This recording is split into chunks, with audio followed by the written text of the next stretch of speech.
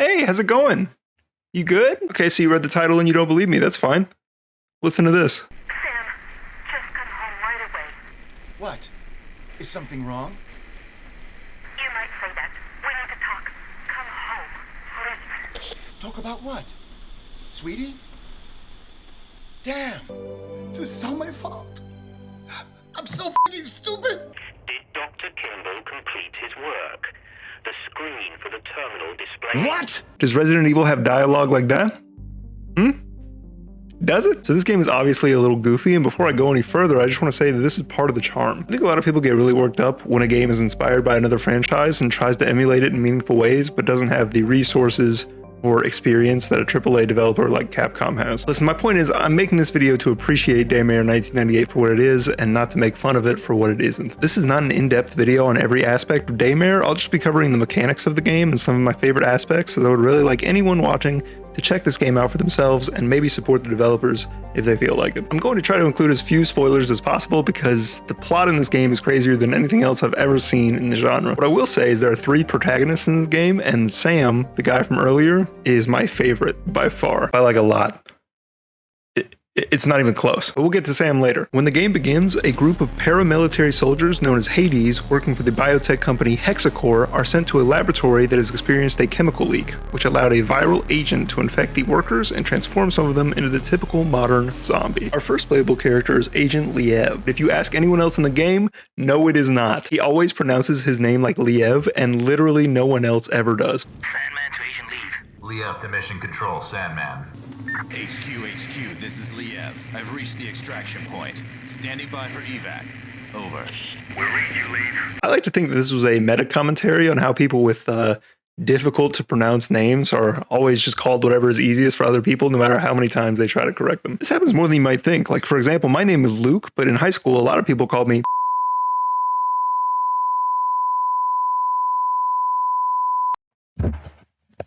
like all the way up there. Anyways, we get introduced to the mechanics of the game, and they are fairly similar to a classic Resident Evil game, but with the over-the-shoulder perspective of the modern remakes. We've got a fairly chunky inventory, a screen to view our status, a map of the current environment, and all manner of documents, including text files, audio logs, and ID tags. After we enter the facility, the game immediately lets you know this is not your grandpa's Resident Evil clone, you f***ing nerd. The following is our first interaction with the survivor. It's about time you guys got here. You're with emergency response, right? That's right. Agent Liev. How's the leg? It hurts like hell. That's unfortunate. I just need to rest my eyes a little.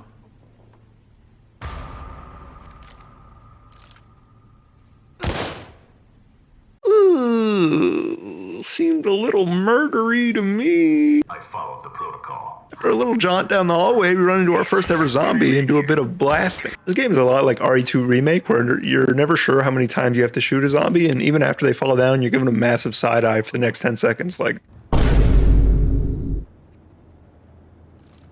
now that we're starting to see combat with zombies, I think it's a good time to point out that this game has 2 different game modes that are independent of difficulty, meaning you can play easy, normal, or Daymare on either one. The difference between these 2 modes is based entirely around how the guns operate. The first mode is called Modern Take Mode because it works basically how you would expect any shooter to work. You point your gun, fire until the things are dead, press a button to reload, and keep moving. The second mode is called Classic 90s Mode, and it's,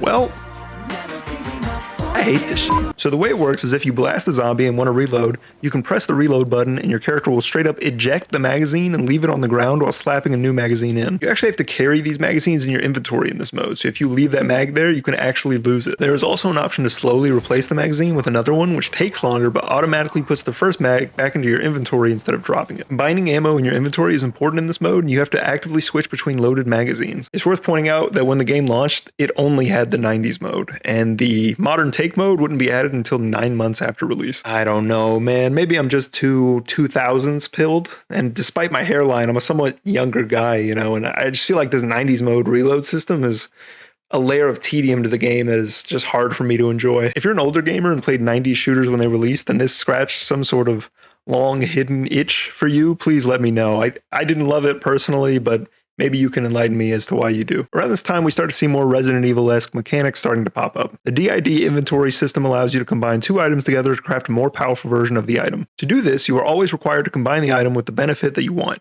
healing, protection, or mental acuity? I don't know. As well as the H additive, which for all intents and purposes is the red herb of this game. Useless on its own, but powerful when combined with other things. We also have our first puzzle, but I'm going to touch on that in just a second, so just put a pin in that one. Just poke a couple pins in there. Just put like 100 pins in that bitch. I want to skip a bit further in the chapter when we arrive in one of the main labs.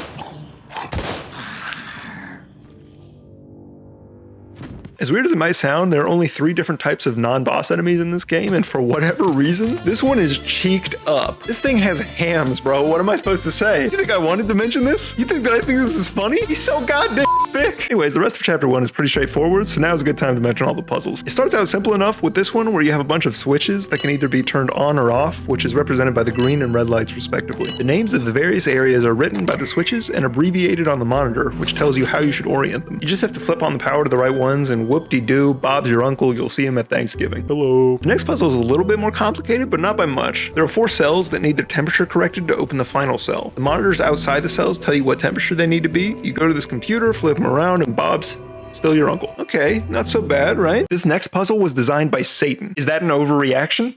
You listen to all this and tell me, okay? There are paintings all over the walls in this area. Each of them tells a small story about ancient Greek legends. You go to this computer, and the computer has a code phrase relating to one of these stories that hints at what you need to type into the computer. Okay, I've read Percy Jackson and the Olympians. I've got a decent feel for what's going on here. I decide that Hephaestus is a decent enough fit for this code phrase and head to the computer. Now, I want you to tell me, and don't lie. If you lie, I'll know. What the f is any of this? Can you read that? I don't know where you went to school, but I'm from America, where we learn American. So obviously the citizens of ancient Greece never bothered to decipher the conveniently yet to be created English language. So now 2,000 years later, I gotta deal with this shit. The trick to this puzzle is looking at the typewriters to the left of the computer to sync up the typewriter's buttons with the keyboards so you can input the correct name. Okay, I'm kind of asking a lot here, but whatever. You're probably going to have to write down the code somewhere because the computer doesn't keep track if you try to input them one at a time. And guess what, buddy? There's 3 phrases, and each one is longer than the last. Look at the third one, bro. What the fuck, man? I'd like to reiterate that I'm stupid, obviously, but I'm also lazy. I don't want to look at all the pictures, hope I pick the right one, because again, there's nothing going on in there. Look at the keyboard, look at the typewriter, transcribe the code. Look, basically what I'm saying is, I just used a guide and put in what it told me to. And you know what? I think you should too. I'll say it. Fuck this puzzle. Don't ever let it win. Ancient Greece died for a reason. All right, I spent like a long time on that. Let's move on to the best part of the game.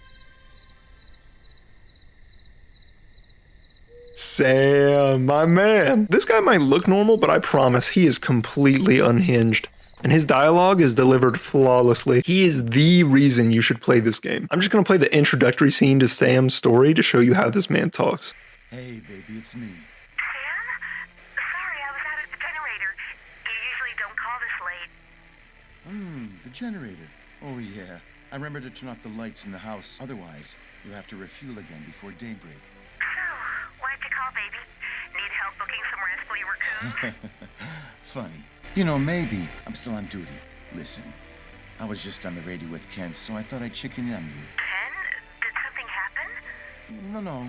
No, nothing to worry about. I just had a near miss in the tower involving some bozo in a helicopter. I'm so fucking stupid! You love him too, right? You never know how he's going to place the emphasis on each word, and every sentence is delivered so strangely. The Sacred Heart Hospital. He's going there.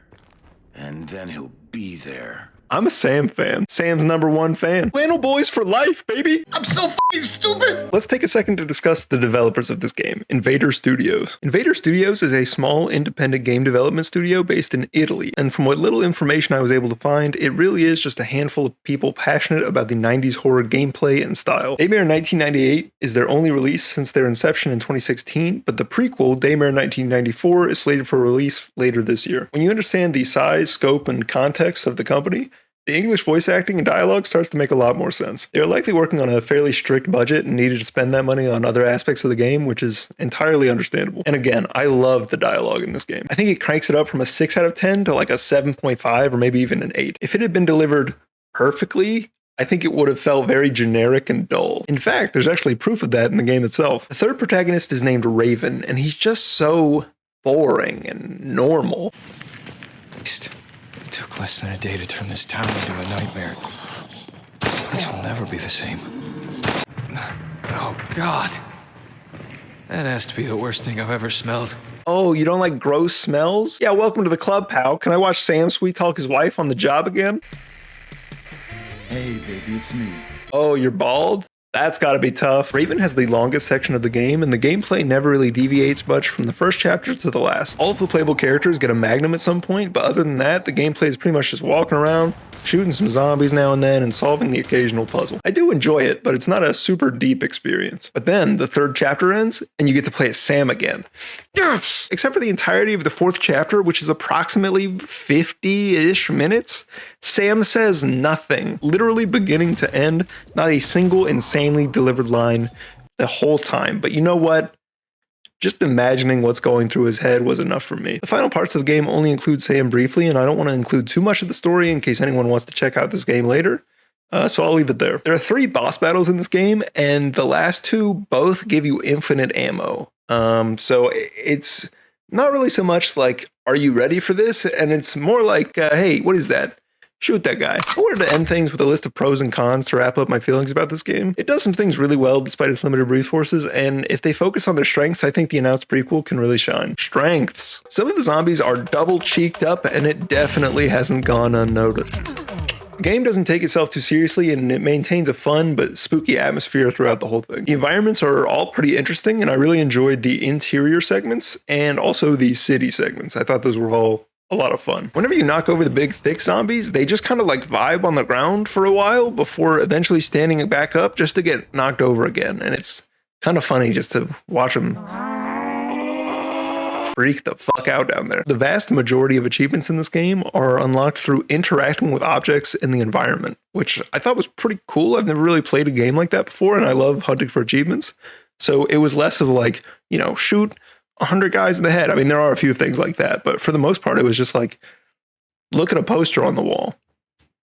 Nice. Weaknesses. The mystery of how to pronounce Agent Liev's name is never resolved, and I'll be forever curious. The achievements in the game look very similar to the RE2 remake achievements, and it seems a little on the nose, honestly, but I guess it's not a huge deal. I don't know. I just thought it was weird. Some of the puzzles are literally Resident Evil puzzles. I'm sure they're common puzzles in the world, but I could recall while playing where you could find them in the Resident Evil series. I thought that was kind of funny. The story is kind of insane, and the climax of Act 1 sets up some crazy questions that are only sort of answered, and since the next game is a prequel, I don't imagine we'll get all the details for a long time. Oh, this is weird. Here, take a look at the official box art for Daymare 1998. You might notice a man in the corner there. He looks like a certain somebody. Where have I seen him? Who is... Oh, it's Sam. It's Sam from the game, right? And he looks like Idris Elba. As far as I can tell, they used his likeness for the box art and nothing else. And I don't even know if they like paid him or anything. They might have just been like, he looks cool, and then just put him on there. Which, if so, baller move. I mean, risky and probably not a good idea, but if they did that, ballin'. Anyways, those are my feelings on the incredible video game Daymare 1998. If you're even a casual fan of the RE series, I'd recommend checking it out. You'll need a healthy tolerance for goofiness and a deep love of flannel if you want to make it through to the other side, but waiting there is the greatest Resident Evil clone of all time. All right. I'll see you later, and when I do, you'll be there. Bye-bye.